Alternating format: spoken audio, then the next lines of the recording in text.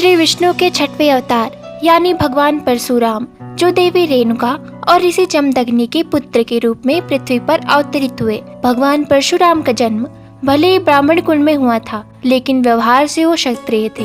वे अपने माता पिता के आज्ञाकारी पुत्र थे, लेकिन फिर भी उन्होंने अपनी ही माता का गर्दन काट दिया। क्यों? आइए जानते हैं कि भगवान परशुराम ने अपनी ही माँ का सिर क्यों काट दिया। राजा सहस्त्रार्जुन ऋषि जमदग्नि व उनके आश्रम वालों को बहुत परेशान करते थे। वे बार बार आश्रम बदलते रहते थे। एक बार ऋषि जमदग्नि और देवी रेणुका अपने नए आश्रम में रह रहे थे ताकि सहस्त्रार्जुन को पता न लगे, लेकिन सहस्त्रार्जुन वहाँ का भी पता लगा लेता है और अपने सिपाहियों को वहाँ भेज देता है। सहस्त्रार्जुन का अत्याचार काफी बढ़ चुका था। देवी रेणुका अब सहस्त्रार्जुन के पास जाकर उसे समझाना चाहती थी, लेकिन ऋषि जमदग्नि उसे जाने से मना करते हैं। अभी वहाँ सहस्त्रार्जुन के सैनिक आते हैं और आश्रम को जलाने के लिए आगे बढ़ते हैं। देवी रेणुका उन्हें रोक देती है और स्वयं सहस्त्रार्जुन के पास चली जाती है। जब देवी रेणुका वापस आश्रम आती है, तब ऋषि जमदग्नि उसके नारित्व पर सवाल करते हैं और अपने चारों बेटों को एक एक करके आदेश देते हैं कि वो अपनी माता का सर काट दे, लेकिन उनके चारों बेटे ऐसा करने से मना कर देते हैं। भगवान परशुराम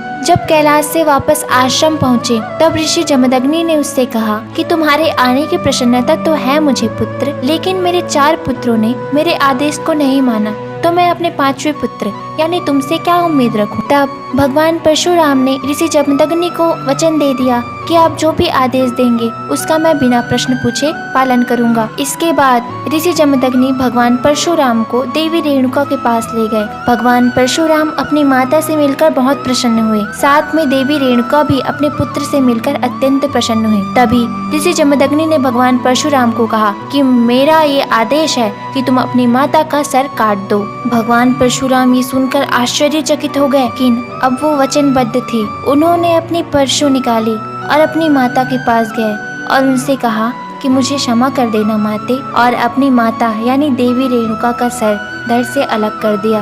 भगवान परशुराम अपनी माता के पास बैठकर विलाप करने लगे और रोने लगे। ऋषि जमदग्नि बहुत प्रसन्न हुए और परशुराम से कहा कि आज जो भी तुम मांगोगे मैं तुम्हें दूंगा पुत्र। भगवान परशुराम ने ऋषि जमदग्नि से कहा कि मुझे बस अपनी माता पुनः चाहिए, मैं बस अपनी माता को जीती जागती देखना चाहता हूँ। अब ऋषि जमदग्नि भी वचनबद्ध हो गए थे। ऋषि जमदग्नि ने पुनः अपनी पत्नी यानी देवी रेणुका को जीवित कर दिया। अपनी माता को जीवित देखकर परशुराम सहित उसके चारों भाई बहुत प्रसन्न हुए। तो अपने पिता के आदेश का पालन करने के लिए और अपना वचन निभाने के लिए भगवान परशुराम ने अपने ही माता देवी रेणुका का सर काट दिया था।